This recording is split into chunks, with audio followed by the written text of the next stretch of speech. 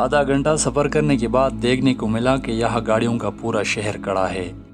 पूरे मैदान पर इन लोगों ने कमरानुमा शक्ल के घर बनाए हुए हैं। ये गाड़ियाँ ईरान से तेल लाकर इसी घरों में रखते हैं और यहाँ से टोयोटा गाड़ियों में लाद कर वही सहरा पार करा कर कराची में हब चौकी पहुँच जाते हैं, जहाँ से ये पूरे पाकिस्तान में सप्लाई होते हैं। मगर गवर्नमेंट ऑफ पाकिस्तान की तरफ से इस पर सख्ती से पाबंदी है। ऐन इसी घरों के सामने हमारी गाड़ी के साथ कुछ मसला पेश आया, जहाँ से उसने हमें दूसरी गाड़ी में चढ़ाकर वापस चला गया। जिस गाड़ी में हम बैठ गए उसमें हमने आधा घंटा पहाड़ों के बीच सफ़र करके ऐसी जगह पहुँचे जहाँ से आगे कोई रास्ता नहीं था। यहाँ इंसानी लिबास से बना एक चप्परनुमा दुकान था जिसमें बिस्किट और पानी मिलता था। यहाँ भी दुकानदार ने वही अल्फाज दोहराए कि अगर पानी लेना है तो यहाँ से ले लो, वरना आगे पानी की बिना मौत है। मतीन कहने लगा कि आगे पहाड़ है और हमें पानी की बहुत ज़्यादा ज़रूरत पड़ेगी, यहाँ से पानी ले लेते हैं। मेरे इनकार पर मतीन नाराज़ भी हो गया क्योंकि वो हमारे ग्रुप का लीडर था। वो हर आने वाली परेशानी से निपटने के लिए पहले से अपने आप को तैयार रखता था। मगर मैंने उसको समझाया कि पीछे के हालात की रोशनी में अब हमें होशियार होना चाहिए, क्योंकि अगर दुनिया में कहीं झूठ चलता है तो सबसे ज़्यादा झूठ इसी रास्ते पर चलता है। इस पहाड़ पर हमने अपने बैग में इतना लोड भरना है जितना कि हम ले जा सके, कहीं ऐसा ना हो कि हम अपने बोझ तले दफन हो जाए। उतने में हमारे एजेंट का बंदा आया और हमें एक तरफ जमा करने लगा। उसने हम सबसे पाकिस्तानी 50-50 रुपये ले लिए। सामने एक छोटा पहाड़ था, उसने उसकी तरफ इशारा किया और कहने लगा कि सब के सब इस पहाड़ पर चढ़ जाओ। पहाड़ के ऊपर एक रास्ता है जो आगे की तरफ बढ़ता है। तुम लोग अपना सफ़र जारी रखो, मैं कुछ देर में आपके पीछे आ रहा हूँ। हम लोग जल्दी जल्दी पहाड़ की तरफ दौड़े जैसे कि ऊपर कोई चीज़ तकसीम हो रहा हो। जैसे ही हम पहाड़ के ऊपर चढ़े तो मैं आधा बोतल पानी पी चुका था। कुछ देर के लिए मैं सोचने लगा कि शायद मतीन की बात ठीक थी, हमें पानी लेने चाहिए थी। मगर फिर सोचने लगा कि चलो अल्लाह मालिक है, जो होगा देखी जाएगी। या हम बैठे सांस ले रहे थे, वो दो मोटे लड़के 15 मिनट बाद पहुँचे। यहाँ आराम करने के बाद हम आगे की तरफ बढ़े। रास्ता सीधा था मगर वो दो लड़के जा ही नहीं पा रहे थे, वो हमसे बहुत पीछे रह गए। मैंने सबको आगाह कर लिया कि उनके पहुँचने तक सब रुक जाए। हम रुक गए, वो लड़के हम तक पहुँच गए और साथ साथ हमारे एजेंट का बंदा भी बाइक पर बैठा पहुँच गया। जब मैं उसके बाइक को देख रहा था तो वो घोड़े जितना बड़ा था, जिससे मैंने अंदाज़ा लगाया कि आगे का रास्ता दुश्वार गुजार है। फरीद नामी शख्स ने हमें इस शख्स के हाथों भेज दिया है। अब यहाँ से आगे हम इसकी सिक्योरिटी में है। यही वो शख्स है जो हमें पाकिस्तान और ईरान का बॉर्डर क्रॉस कराएगा। इसी दौरान वो शख्स कहने लगा कि मैं ये दो मोटे लड़के नहीं ले जा सकता क्योंकि ये मेरे काम के नहीं है, ये लोग ये रास्ता अबूर नहीं कर पाएंगे। उन लड़कों ने ये बात सुनकर हौसला हार लिया। डंकर ने बाइक घुमाकर उन दो लड़कों को पहाड़ से वापस उतारा और हमें हुक्म मिला कि आप लोग अपना सफ़र जारी रखें। तो इस तरह हम 24 में से 22 लड़के रह गए। कुछ आगे चलकर हमें रास्ते में एक लड़का मिला जो कि वापस आ रहा था। उससे पूछने पर मालूम हुआ कि वो ईरान से वापस आ रहा है और हालात बहुत ख़राब है। खैर हमने उसकी बात सुनी और अपना सफ़र जारी रखा। यहाँ मैंने एक वीडियो भी बनाई जो कि आप स्क्रीन पर देख सकते हैं। हेलो, अस्सलाम वालेकुम। हाल पाकिस्तान, हम इस वक्त इटली के सफ़र पर निकल गए। जी जी मैं वीडियो बना, मोबाइल मेरा एयरप्लेन मोड पे है, मसला नहीं है। हाँ वीडियो बना, आप देख सकते हैं।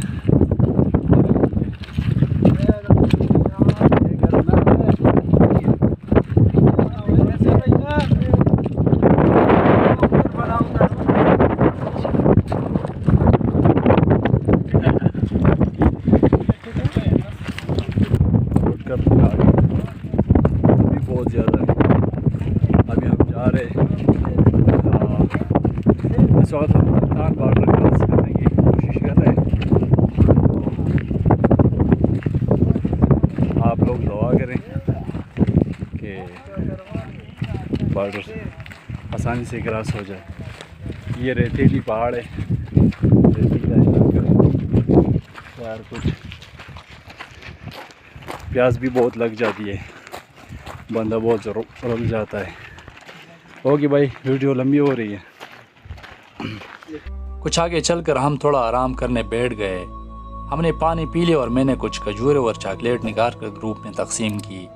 اتنے میں ہمارا ڈنکر بائک پر بیٹھے آ گیا۔ پوچھنے پر پتہ چلا کہ ہمارا سفر 7 سے 8 گھنٹے تک ہے، مگر یہ بھی جیب سے ایرانی کرنسی نکال کر وہ باتیں دہرانے لگا جو ہم پیچھے کافی بار سن چکے تھے۔ یہ لوگ آپ کی ہمت بڑھانے کے لیے ہمیشہ آپ سے جھوٹ بولتے ہیں، تو ہمارا پیدل سفر کب تک ہوگا وہ اللہ کو ہی پتہ ہوگا۔ یہاں سے ہم صبح 9 بجے روانہ ہوئے تھے اور پہاڑ کی چوٹی پر لگاتار 1 گھنٹہ سفر کرنے کے بعد اب ہمیں نیچے ایک درے کی طرف اترنا تھا۔ جب ہم نیچے اترنے لگے تو نیچے سے کچھ لوگ بائکوں پر بیٹھے ہوئے اوپر کی طرف آ رہے تھے۔ یہ ایک ایسا دشوار گزار راستہ تھا جس پر ہم ٹھیک سے نہیں اتر سکتے تھے، اور یہ لوگ گلے میں بندوق باندھے ہوئے اپنے بائک اس پر چڑھا رہے تھے۔ جب ہم نیچے اترے تو دیکھنے سے معلوم ہوا کہ یہ 2 پہاڑوں کے درمیان ایک درہ ہے۔ 10-15 منٹ کے سفر کے بعد ہمیں ایک چشمہ ملا جس سے ہم نے پانی پی کر سیر ہو گئے۔ اس دوران میں نے وہاں کی مٹی کا معائنہ کیا مگر کوئی نتیجہ اخذ نہیں کر سکا، کیونکہ نیچے زمین کی مٹی گیلی اور دونوں طرف بلیک اینڈ براؤن کلر کے پہاڑ تھے جو کہ شکل سے اتنے برے لگ رہے تھے کہ جیسے ہمیں کھا جائیں گے۔ یہاں میں نے چپکے سے ایک ویڈیو بھی بنائی جو کہ آپ سکرین پر دیکھ سکتے ہیں، کیونکہ یہاں ویڈیو بنانے پر بہت زیادہ پابندی ہے۔ یہ لوگ نہیں چاہتے کہ یہ ویڈیوز کوئی دیکھے اور اس کا کاروبار بند ہو جائے۔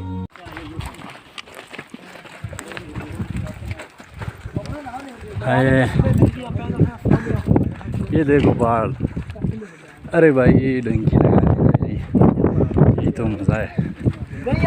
پہاڑ چڑھ آئے صبح،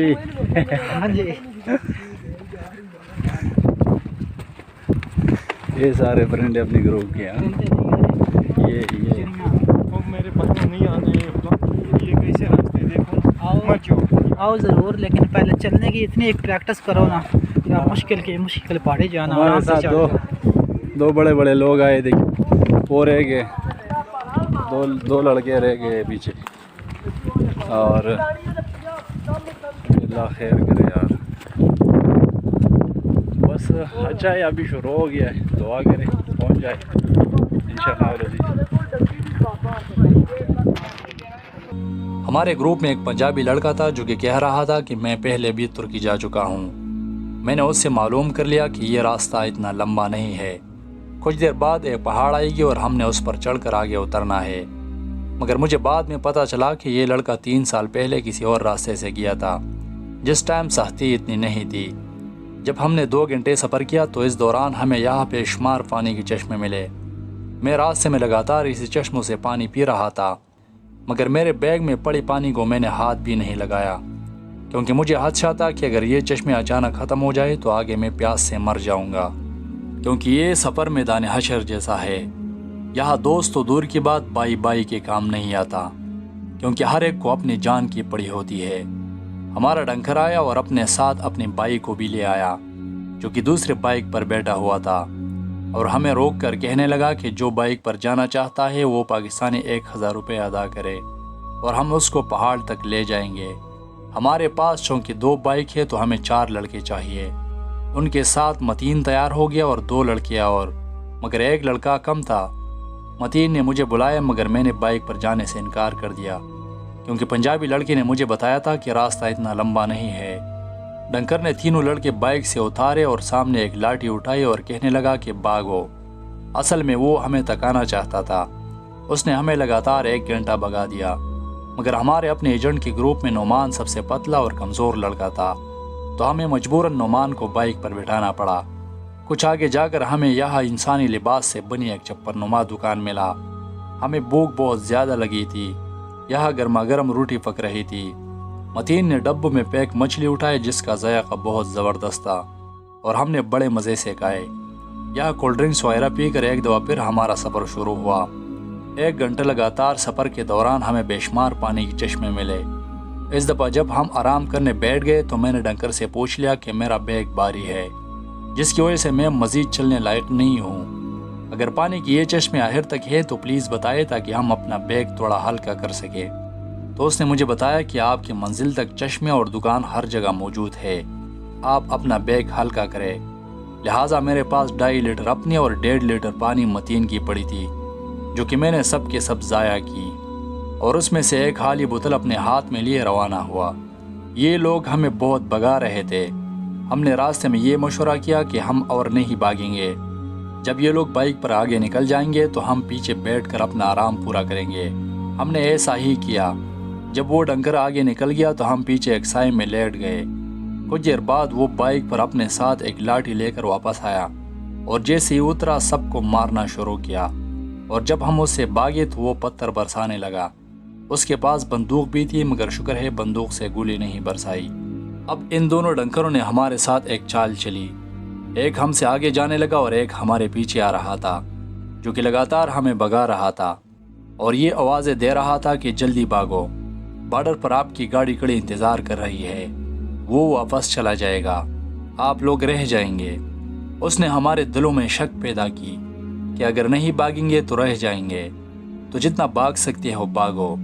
آپ یقین نہیں کر پائیں گے، یہ درا اتنا لمبا تھا کہ آپ سوچ بھی نہیں سکتے۔ ہمارا راستہ آہستہ آہستہ اونچائی کی طرف بڑھ رہا تھا، جو کہ ہمیں محسوس نہیں ہو رہا تھا۔ ہم سیدھا جا کر مڑ جاتے تھے، پھر سیدھا جا کر مڑ جاتے تھے۔ یہ مڑ مڑ کر ہمارا سر چکرانے لگا تھا، مگر یہ درا ختم ہی نہیں ہو رہا تھا۔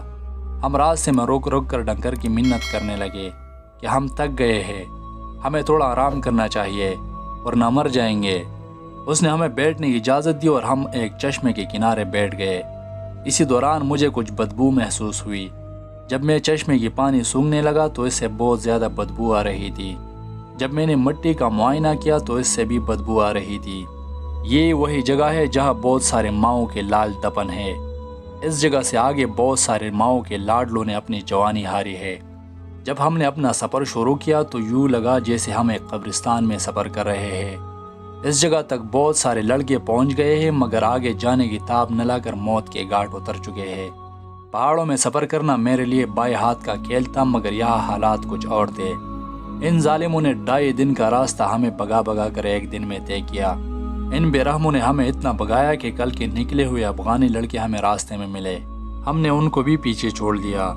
لگاتار سفر کرتے ہوئے ہمیں راستے میں 2 لاشیں ملی، جو کہ بالکل تازہ لاشیں تھیں۔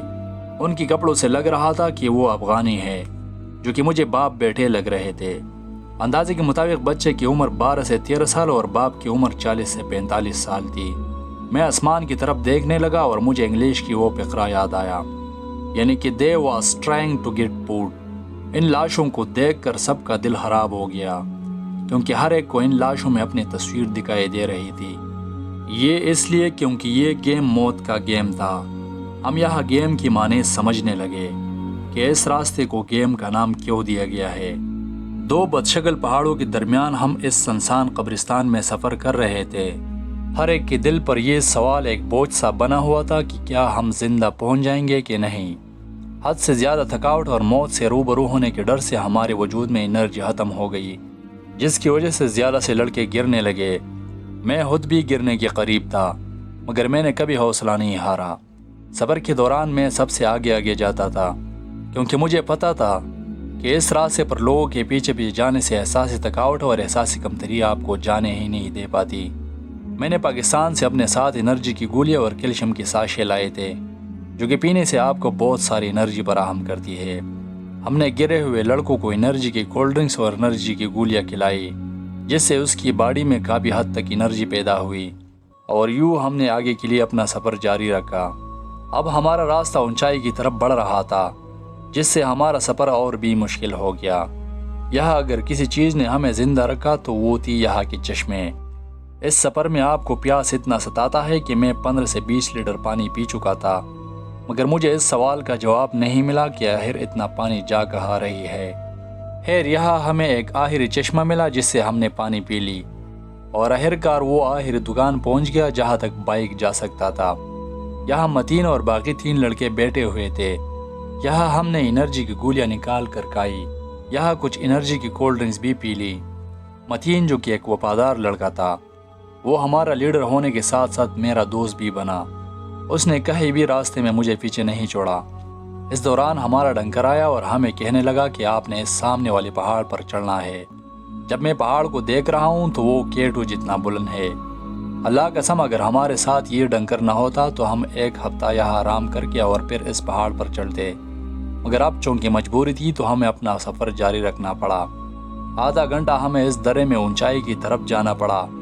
اچانک پیچھے سے ڈنکر کی آواز آئی کہ آپ نے سیدھے ہاتھ پر مڑ کر پہاڑ پر چڑھنا ہے۔ وہ ہمیں بتا رہا تھا کہ یہ جو پہاڑ کی چوٹی نظر آ رہی ہے یہی بارڈر ہے۔ جب ہم پہاڑ کی اس چوٹی پر پہنچے تو اس سے بلند ایک اور چوٹی نظر آئی۔ اب یہ ڈنکر کہہ رہا ہے کہ ہم نے اس چوٹی تک پہنچنا ہے۔ یہاں پہاڑی چوٹی پر بیٹھ کر ہم نے پانی کے علاوہ چاکلیٹ بھی کھائی تاکہ انرجی برقرار رہے۔ یہاں سے سفر کے بعد جب ہم اسی چوٹی پر پہنچے تو سامنے ایک اور پہاڑ کی چوٹی نظر آئی۔